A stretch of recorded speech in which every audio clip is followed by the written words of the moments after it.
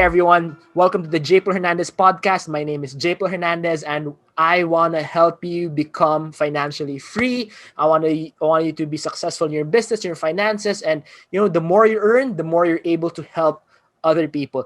And today I am just so amazed with my guest. He is an award-winning CEO of, and here in the Philippines, there that those companies that he led, you just see them everywhere and they're fast growing. It's Inspiro and SPI Global, and I've just heard so many things about him. And when I found about him, I just Googled him and YouTubed about him, and just like, yep, this is really amazing.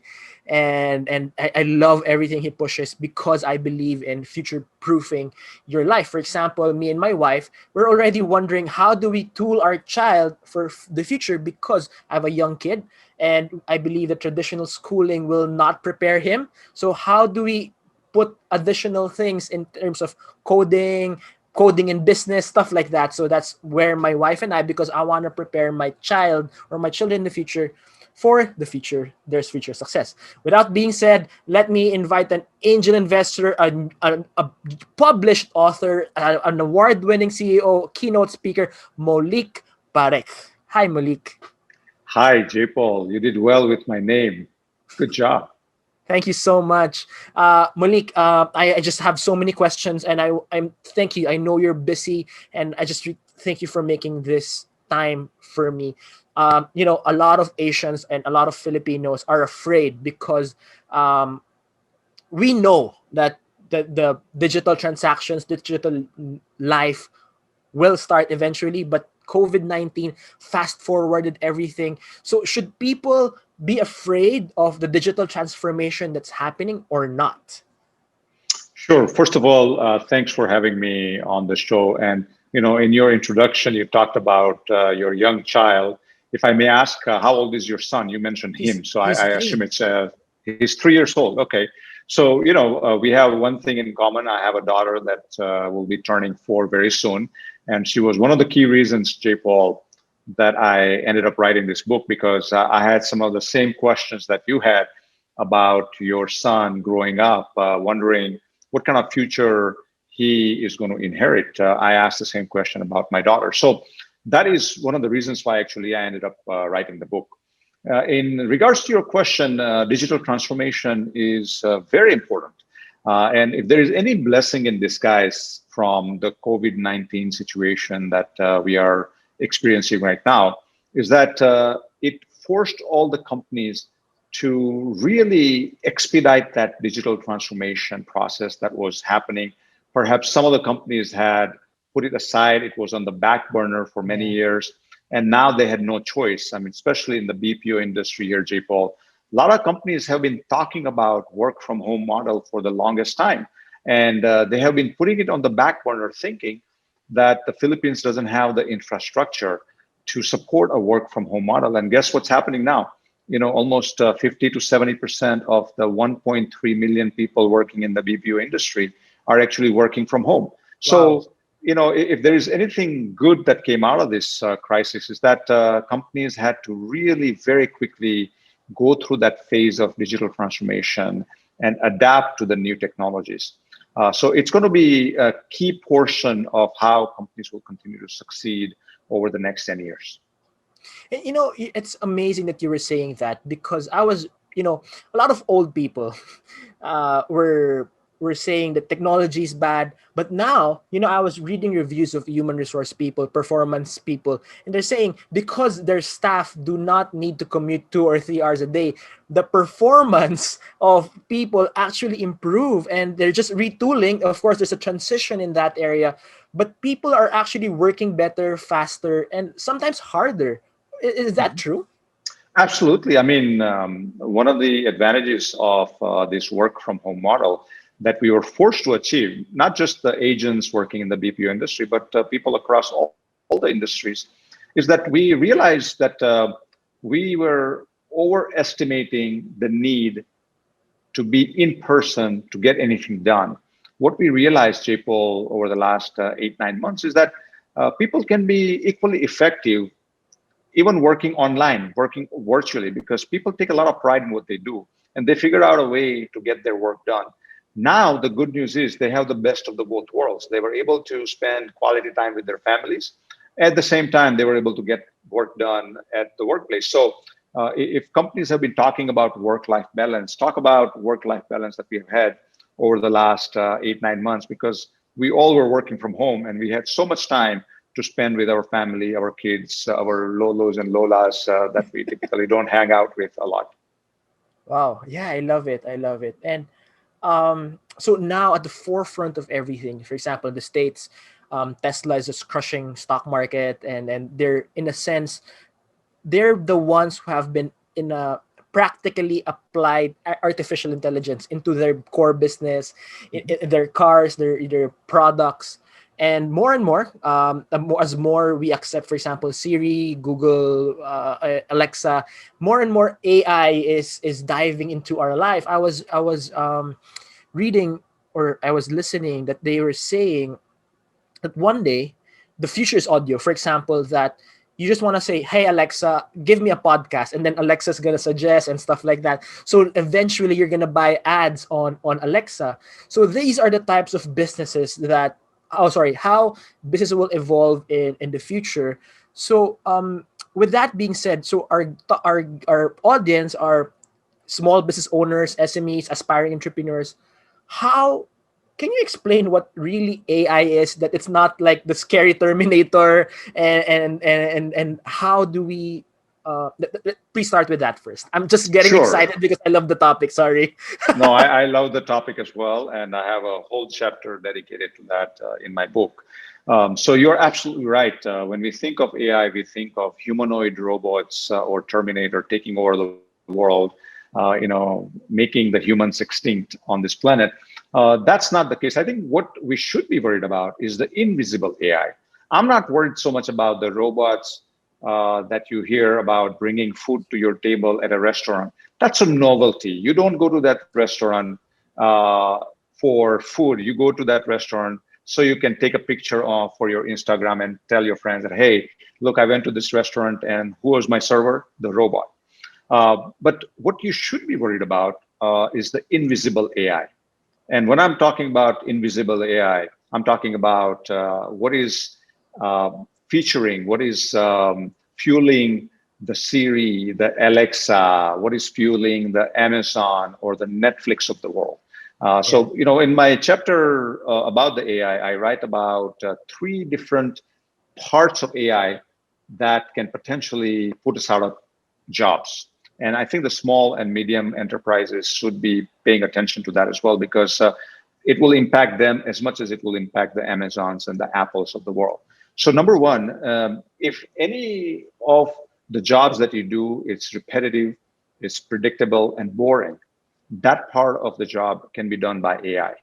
Yeah. So if you're flipping burgers at a restaurant, if you are checking in guests at a hotel, if you are answering basic customer queries that keeps repeating call after call after call, those things can be done by AI. The second thing people need to understand is that what you do has a very well-defined objective, and there is a large set of historical data that you can train AI algorithm with. Then AI can do that job. So, recently, earlier this year, Google Health announced that its AI algorithm did a better job reading a mammogram than the trained human professionals. And Yeah. the reason it was able to do that is because there was a very well-defined objective on what AI algorithm was supposed to do. It was supposed to look for either the malignant or the benign tumor and define it as either the malignant or the benign. And there was a lot of data that AI algorithm was able to feed into. There were thousands and thousands of mammograms that human professionals have read before, and we were able to feed the AI algorithm with that data points. So very quickly, AI was able to learn how to read a mammogram and started doing a better job than humans.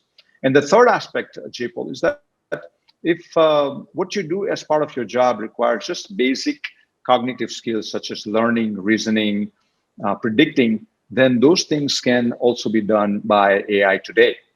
So Amazon, when you go to Amazon or Shopee or Lazada, and it says you may also like these products, the Mm. recommendations given by Shopee or Lazada or Amazon Or when you're watching Netflix at home, and it says you may also like these movies, those recommendations are actually done by AI in the Right. background. Right. So the small and medium enterprises must start paying attention to what part of their organization would be impacted by AI over the next 10 years. So they would need to actually map out all the jobs that their employees are doing today and see if which jobs fall into one of the three categories, or what tasks they do within those jobs fall into those categories. And if they fall into those categories, then they need to actually map out whether they're going to reskill or upskill their employees because of this transition that is going to Yeah. take from humans doing the work to AI doing the work. Wow. I love it. Yeah, I mean, I wish my father-in-law was here because Hmm. my father-in-law is a doctor, and he is in their college of doctors. He is the one basically in charge of putting in a machines with AI Hmm. here in the Philippines. So he's like saying to me, J. Paul, I love my job, but I'm also the one that's in charge of putting a lot of doctors out of a job. Because, you only need one doctor to sign off, at least in the Yes. next 10 years. That's what he's telling me. Hmm. So he's saying that, doctors now, you can't just be, for example, a radiologist. You have to be, for example, an OB plus this, Yeah. surgeon plus this. So, yes, AI will eliminate some jobs, but but this future will open up a new floodgate of business opportunities, job opportunities. Can you share and enlighten those who are listening and watching? Because, before it's still there, maybe they can already tap it and there will be prime movers in that area of the business. Sure. So, first of all, your father-in-law is a very wise man and appears to be very intelligent because he's spot on. And I actually write about that in the book. That in order for you to succeed and thrive over the next 10 years in your jobs, in your businesses, in your careers, is that instead of looking at being good at only one thing in your life, you have to start looking for the intersections of a variety of disciplines. So, if you remember Steve Jobs and his very popular keynote speech that he did when he announced the iPad 2 back in 2011, I believe. And if you remember, there was a screen behind him, and on the screen was a road sign, a cross section. And one sign said, the road is humanities, and the other sign said, technology. And what he was trying to say is that Apple is Apple because it's not just about technology and it's not just about humanities, but Apple was able to bring these two very distinct fields and create something very beautiful. The So reason beautiful. we like Apple products are because it's not just technology, but they are so easy to use. They are so user friendly. There is so much poetry that comes out of their products. And it was because he was able to connect the dots between humanities and arts and the technology. So going forward, just as your father-in-law mentioned, that if you're just a radiologist, you are a one-trick pony. And AI loves one-trick ponies. AI is good at taking over one part of your discipline that you do and doing better than you. So, for example, if you're a chess player and you become a world chess champion, AI can still beat you to it because you are just a one-trick pony. If you are, you're really good in XYZ field, analyzing financial data, and that's your only thing that you succeed and that you excel at, then AI can do that job. But if you can combine multiple fields in what you do, then your job is future proof because AI struggles with being able to look at multiple fields at the same time and coming up with a conclusion just like the humans would. We can actually look at a sunset, for example, and be inspired to paint a masterpiece. We can look at a poetry and it can inspire us to come up with a screenplay. AI is not able to do any of that. So our ability to look at something, be inspired by it, and create something new is something that is very human, and it will continue to stay with us at least for the next 10 years. The book is written about the next 10 years because the technology is moving so fast. I don't know. I mean, beyond 2030, how quickly AI will start actually taking over some of the humane qualities that we have. But at least Yeah. for the next 10 years, we'll be okay. Yeah. Whew, exciting. And what I believe, what AI can't do is be a CEO. Mhm. So Very good. Or a president of a country, or a leader, because as a leader, you have to look at multiple things. Imagine if you were president, if AI was the President Duterte, for example, or if AI was the CEO of Inspiro, it will struggle with it because when you had to make decisions about this COVID-19 situation, you were looking at the health issue of your employees. You were also thinking about the client satisfaction. You were thinking about the financial health of the company. Multiple things came together.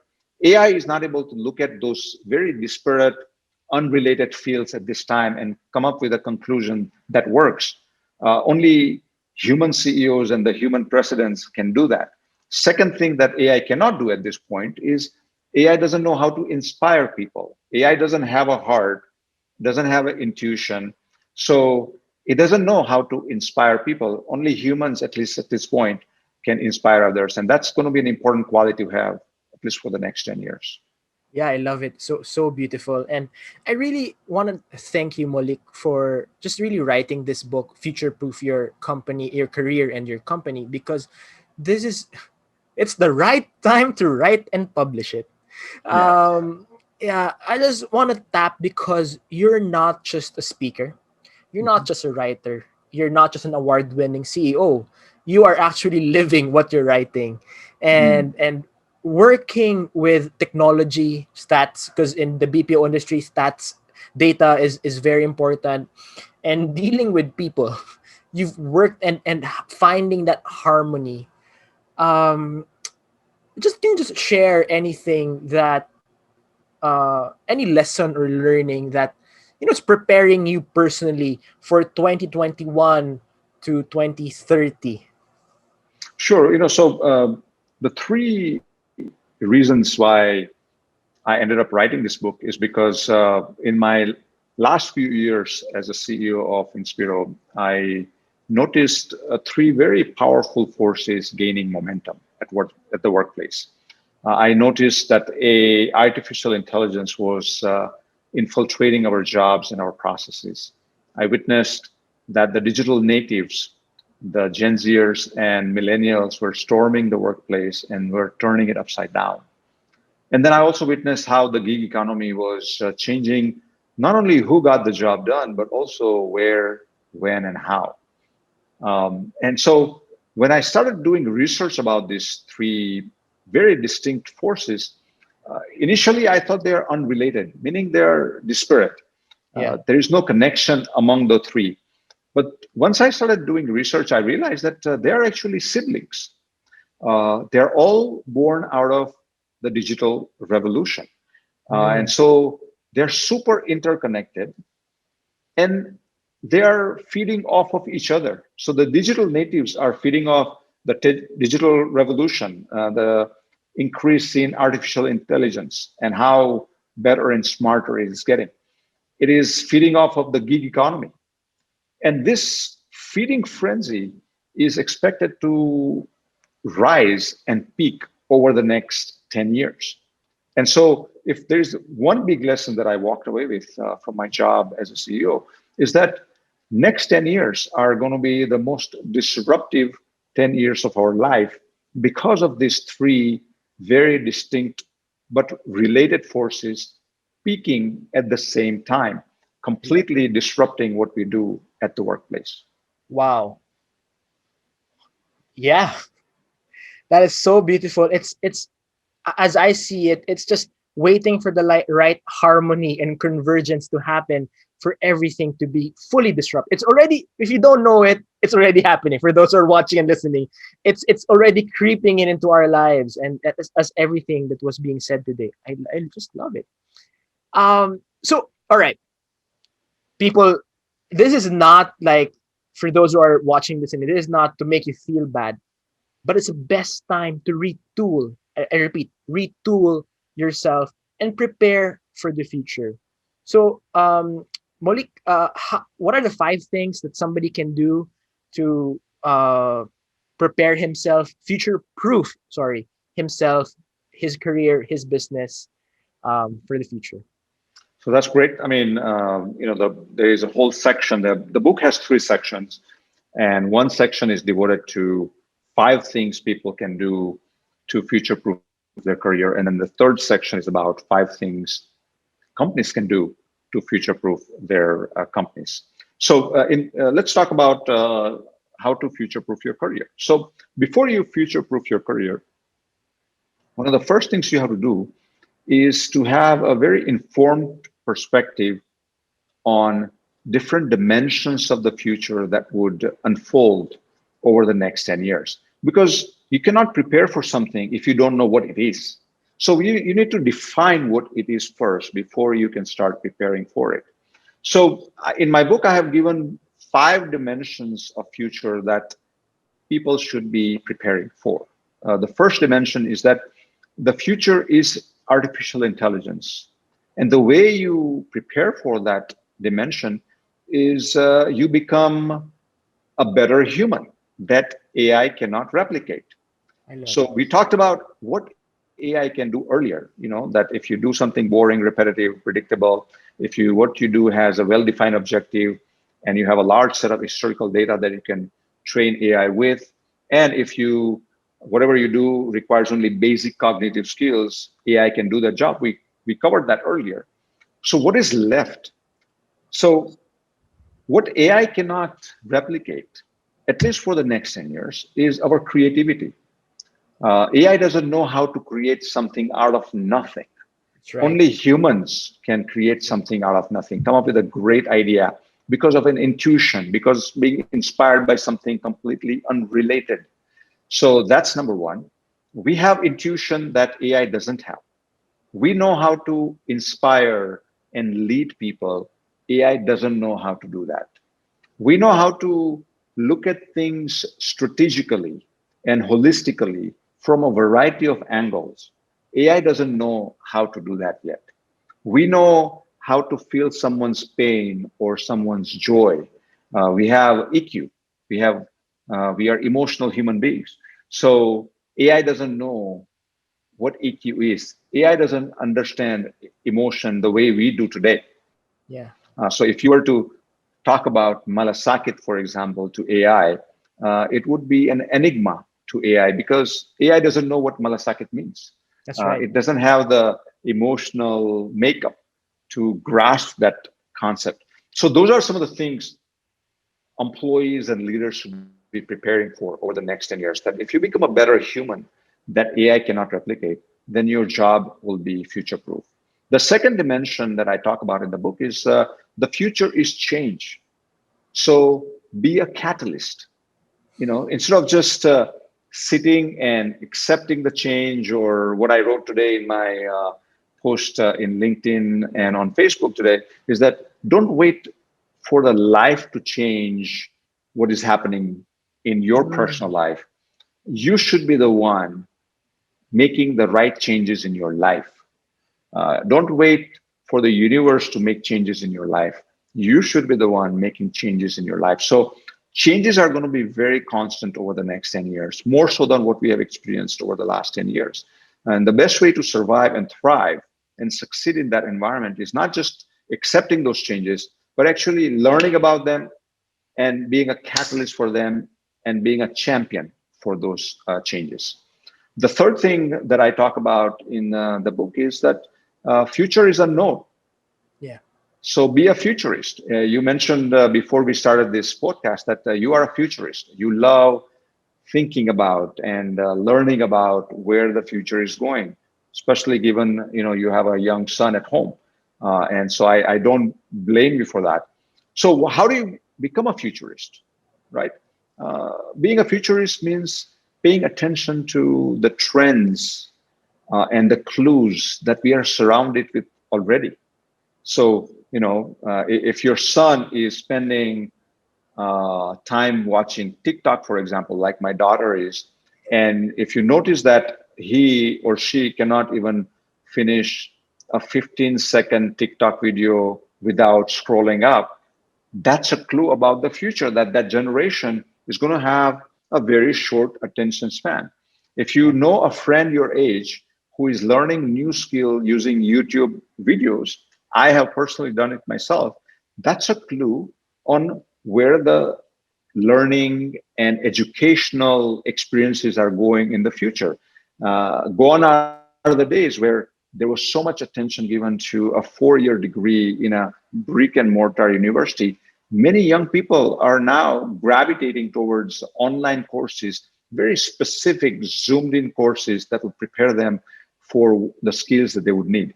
So, being a futurist means paying attention to the clues and trends that are already there today, studying them, synthesizing them, and then extrapolating them over the next 10 years and asking yourself, if these trends continue over the next 10 years, how would they impact my job?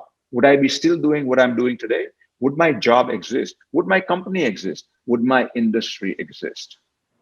And then answering those questions. So I cover 5 of those things in my book about how to future-proof your career. We covered 3. Just in given the time challenge that we have here, I want to just briefly cover the 5 things leaders should do to future-proof their companies. So one of the first thing I talked about, and you asked me about digital transformation. So one of the first dimensions of the future that leaders should be preparing for is that future is digital. So transform your business. And I give an example of Domino's Pizza in the book. Domino's Pizza, JPaul, did Yeah, I love their 15%. story. Yeah, amazing story. I mean, 15% more in revenue in Q3 of this year versus last year. In the pandemic, during the pandemic, they did better And they were on than the brink of bankruptcy, I think, a decade ago. exactly 10 to 12 years ago. They had a bad problem with what the consumers thought of their pizza. I used to go there and I thought their pizza tasted like cardboard and their sauce tasted like ketchup. They had a big PR issue. Their stock was tanking, but then they took on a big digital transformation journey. And Yes. guess what? Instead of being able to order the Domino's pizza only in 2 different ways, either by calling or by visiting their store, today, Domino's Pizza, because of that digital transformation, gives you 15 different ways to order that pizza. And it's all to make it as frictionless as possible for the customers. You can order pizza through their app.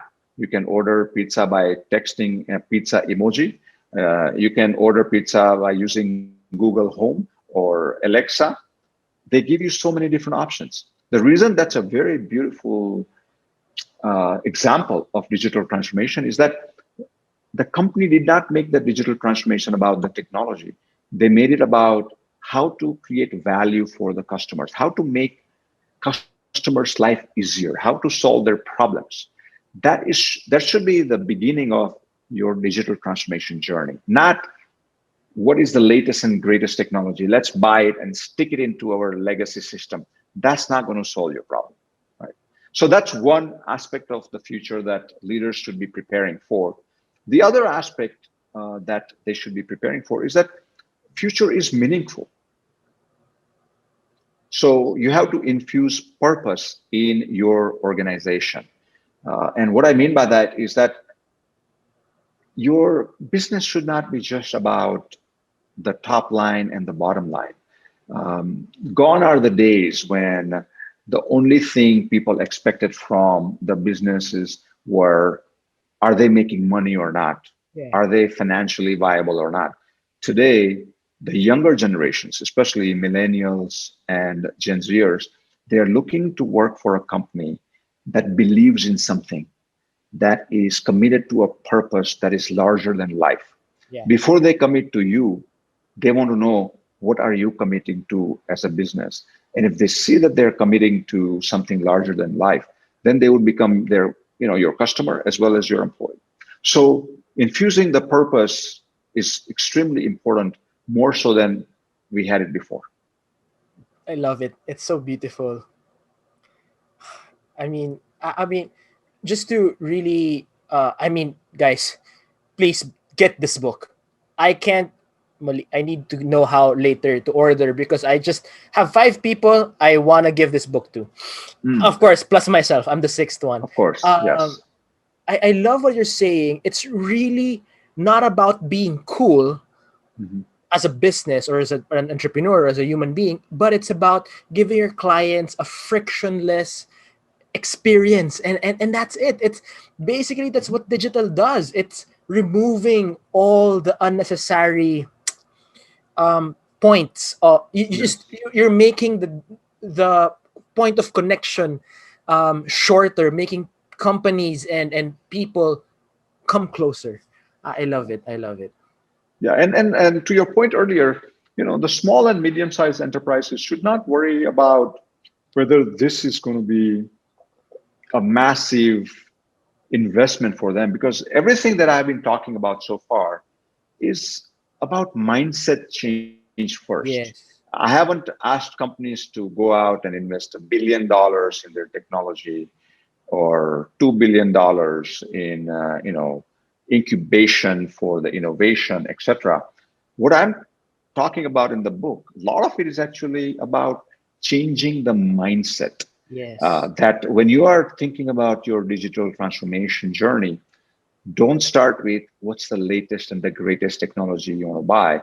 Start with the end in mind. And the end in mind is creating value, not only just for your customers, as in the case of Domino's Pizza, but Domino's also did a great job in creating a lot of value for their employees. So their life became so easier supporting the customers. And it trickled down to the customer experience as well. Innovation is something else that people struggle with in companies because they think innovation is about buying a startup and then sticking it into your traditionally run organization. Yeah, I mean, it sounds great and it makes it for a good press release or a slide for your board members, but the startup would not survive too long in a very traditional environment, so it will essentially die. Instead, what people should be thinking about when they are thinking about innovation is actually creating the mindset I love of it. innovation, where every employee, not just the CEO, but every employee is coming to work asking herself or himself, how can I make someone's life better today? How can I create value for my customers? How can I create value for my fellow employees? That is the spirit of innovation. Micro changes in your products, micro changes in your processes can add up over a year to an incredible result for your customers and your employees. That's right. I grew up in a sense coming into corporate world before I did my business. As a rank and file, you didn't have power. You're just there to obey. And the more through the years, you just knew to get better, and things change. And where we are now, it's really the push of empowerment, etc. And I remember just this pandemic. Oh, I mean, as we were having this pandemic, that we had a problem in solving for our clients. And who gave me a wonderful idea? Because my head was really like I didn't know how to solve it. One of our drivers. Hmm. And I was like, huh, that's really true. And I was Mhm. just really, I was really grateful because I know you're as much as you're a future technology person, you love people. I've read it Yes. in what you do. Hmm. And I just want to say that it works. I mean, Yeah. we saved a lot of money. We were able to get good margins because of this solution that one of our drivers, an uneducated person, spoke up and said, "Sir, what about this?" I was like, Yeah. because he knows what's happening on the Yes. ground. Uh, Yes. yeah, what? Absolutely. Absolutely. I mean, JPaul, you hit it right on the nail. And in my book, I talk about incident that happened in a very small company called Shine Distillery. It obviously makes alcohol, but also has a restaurant connected to it. They just opened the business in July of 2019. And then guess what happened? I mean, 7 months into it, they were just like all of us were facing the worst crisis for a new business, and especially for the restaurant business. How can they survive? So while the owners were struggling with how to survive this new situation, how do they remain financially viable? It was one of the workers working in the distillery who said, how about we turn this distillery into making hand sanitizer?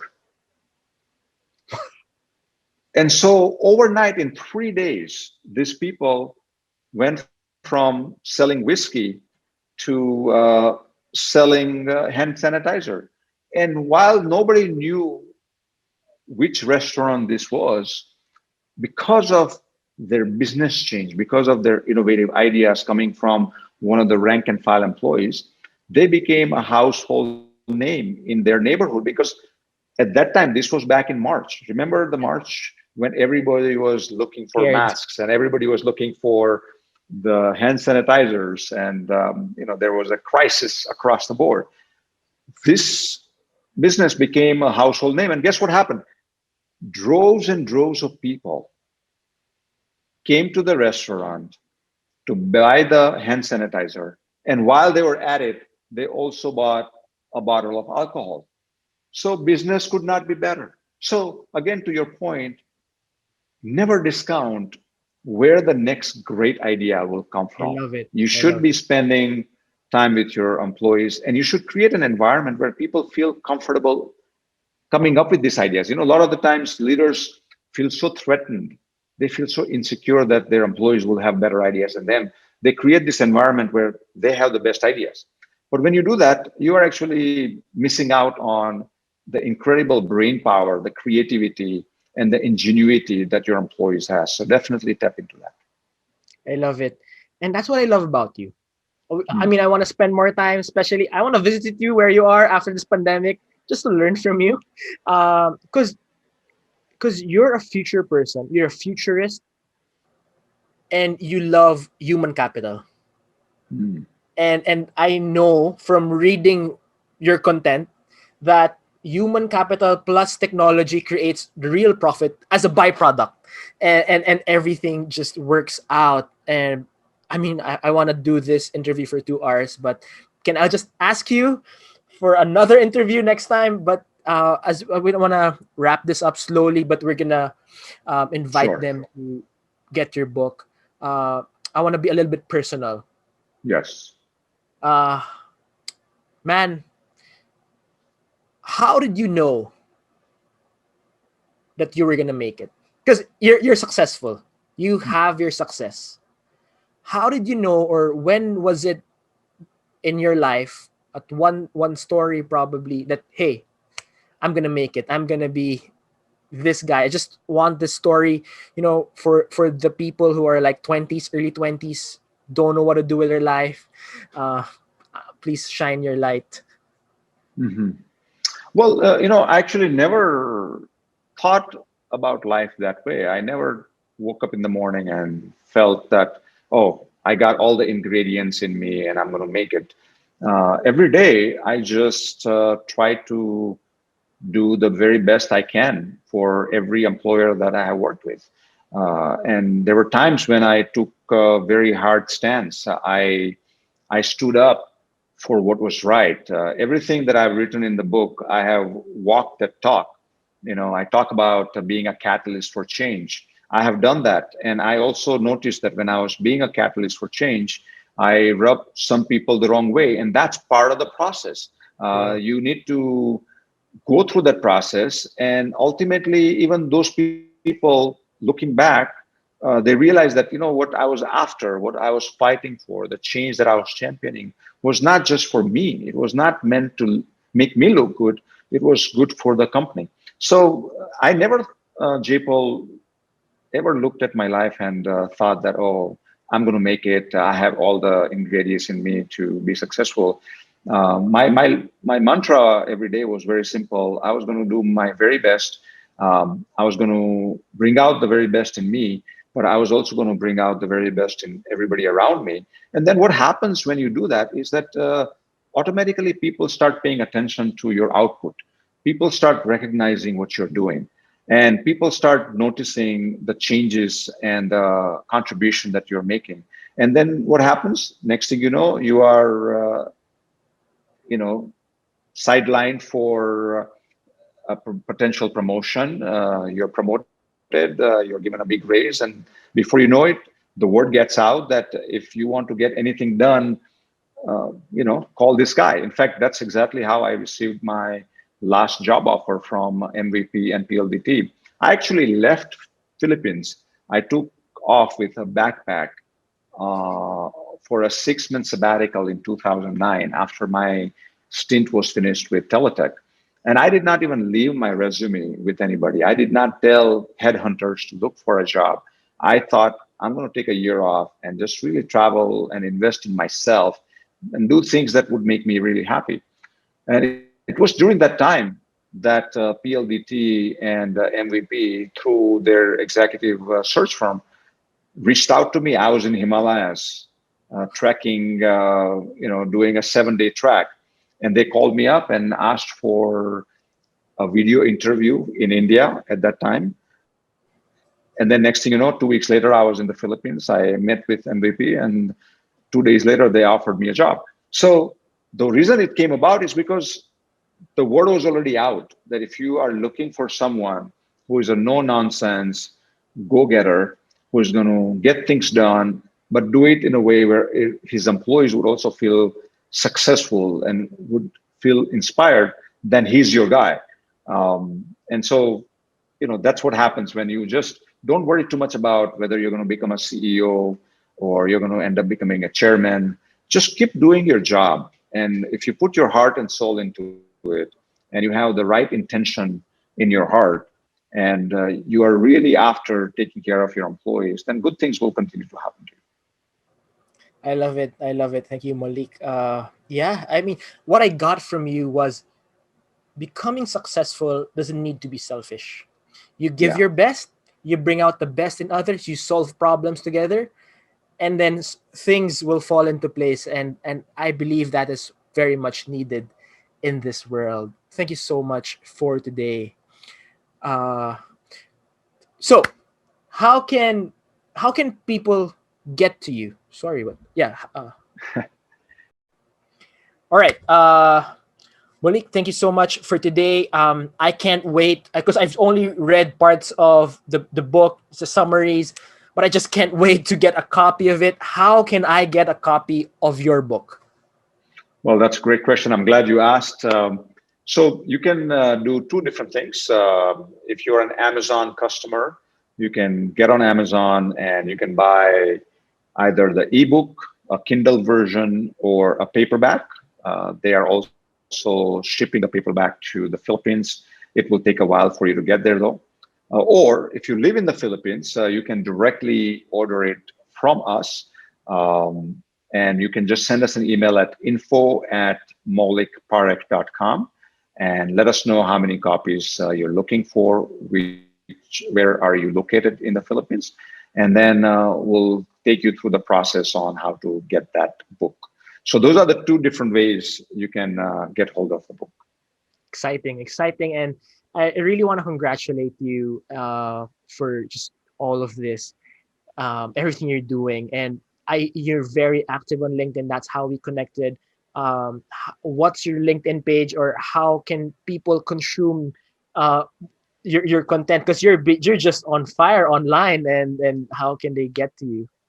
Well, JPaul, I have avoided social media for like 49 years of my life. And then finally, my publisher told me that, Maulik, if you want to be a successful author, you got to be on social media. So, as you know, following my social media pages, those are not about me putting selfies having dinners at different restaurants, or putting pictures of my family.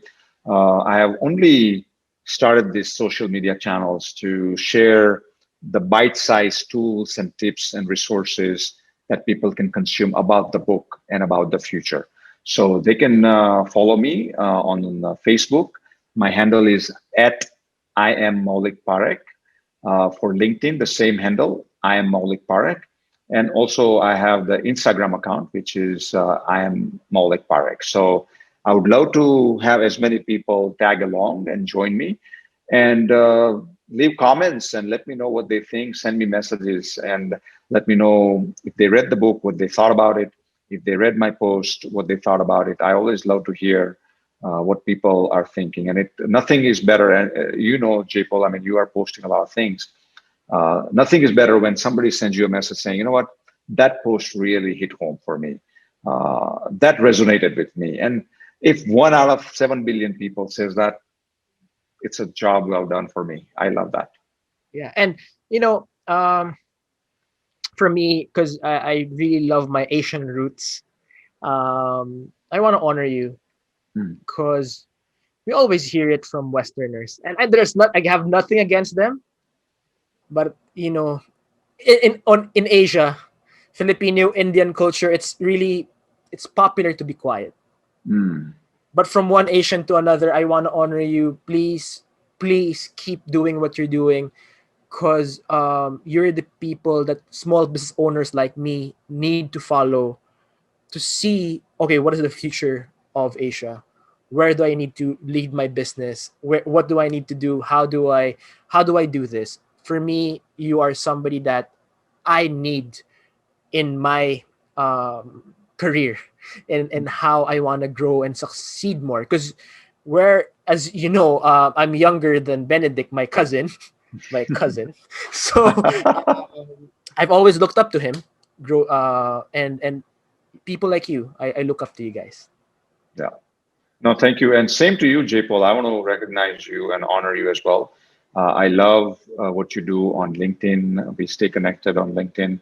I love your posts. They are so full of positivity, and there's a lot of inspiring content coming from you. So keep it up. You know, what I realized in the last 2 months of me being on social media is that you never know how our posts are impacting people. Even if people are not liking it or they are not reacting to it, don't assume that it is not reaching to their hearts and their souls. Because I'm receiving comments offline from the people and say, you know what, I really like that thing. Sometimes people don't want to be too social. They Yeah, are also very shy.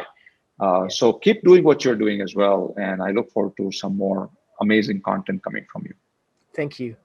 And everyone, thank you so much for joining us today. Thank you, Podcast Network Asia and Podmetrics, for making this podcast happen. And I just really encourage everyone to just get Maulik's book. It's really amazing. I just so grateful that he made time for this. And if you want to be financially free, you want to succeed, and you want to help others succeed, man, follow him, get his book, and I'll see you again next time. God bless you. The best is yet to come. See you around.